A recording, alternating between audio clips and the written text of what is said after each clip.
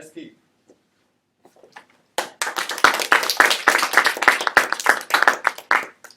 I have this funny looking thing with me right here, right now. As none of us are kindergarten students, I believe, you will all know what this is. Of course, this is a hammer. But the question now is, what would you do if I give you this hammer? What would you do if I give you this hammer? I'd hit her. How do I hit? I'd hit her. He's my evaluator. You can do that. Can I? Sure. Go ahead. What would you do if I give you this hammer? Anyone want to shut up? Under what circumstance? What's that? Under what circumstance you give this? Any circumstance that you can think of? Yeah. Throw it to the rubbish bin. Basically, what I can summarize from only two opinions from the guests today is that all we think that you have a hammer right in front of you is hitting someone, hitting, or throwing it to the rubbish bin. It's all kind of like violence. It's all hitting, it's all throwing. When you only have this item in front of you, that's what you think about. That's what you think about. We became biased against the fact that the keys in this keyboard here is not to be pressed. I mean, it's to be pressed and not to be hit. We also become biased against the fact that this hand here is to be held and not to be hit. This is what the famous American psychologist Abraham Maslow said in his book in 1966.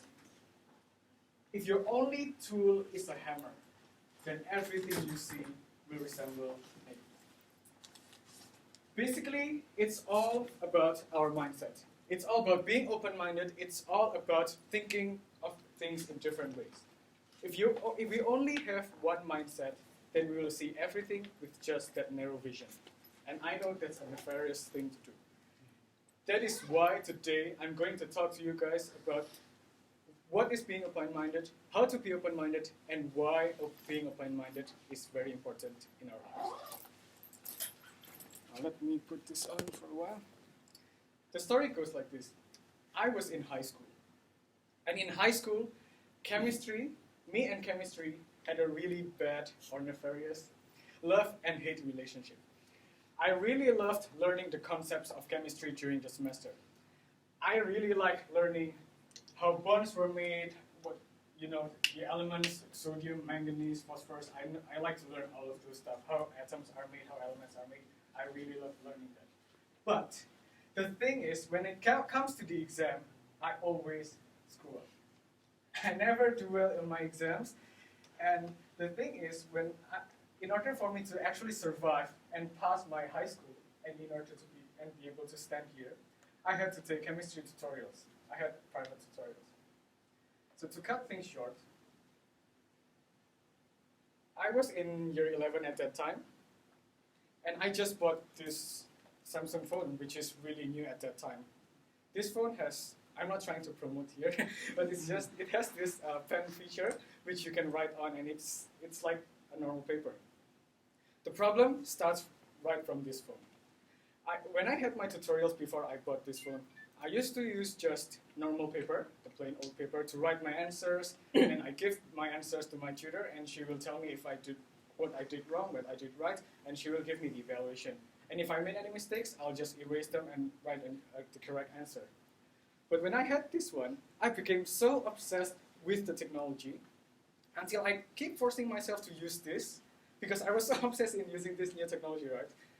So I wrote all my answers here, and you know what? In just a few weeks, things become very complicated. What I can usually write and erase in 5 seconds now became 20 odd seconds.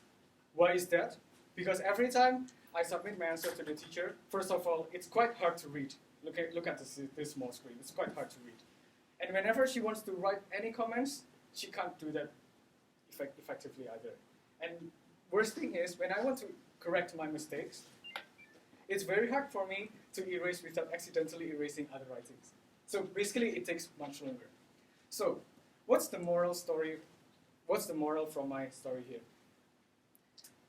Because of my obsession in using this, I go to ways that's actually not as good as how I did things before.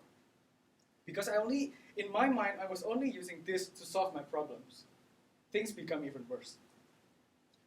So that's the first example from my own real life. My second point that I want to illustrate is not from my personal story, but it's from my opinion. And this opinion, I know, might be controversial. Some of you might agree with me, some of you might not, but this is what I think. It's about science and religion.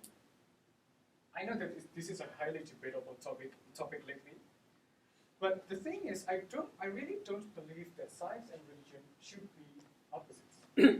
For me, both of them are actually tools. One is science, one is religion. And they can complement each other. Just like when you have your, that's my first one, my phone and your case. With science, you can learn so many things. You can learn so many things in detail. But no matter how detailed you can go with science, there are always things that you cannot explain. Let's use the example of evolution. Evolutionary theory says that human beings and all creatures are today because of evolution. We often forget that the true definition of evolution is to change from one thing to another, which means we have to have this starting point to begin with.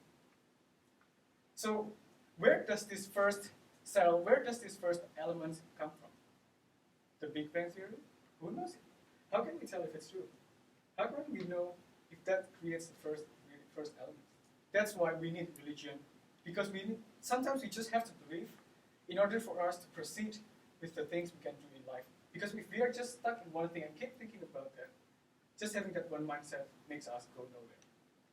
To conclude, I hope those two examples that I give you gives inspiration to all of us, and let's be open-minded to be better as a person in our lives. Thank you. Thank you. Oh, Sorry. Thank you. It's a very inspirational and encouraging speech that Steve give us, and thank you for your comment.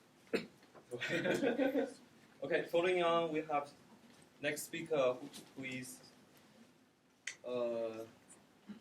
Romania. And your evaluation is Romania.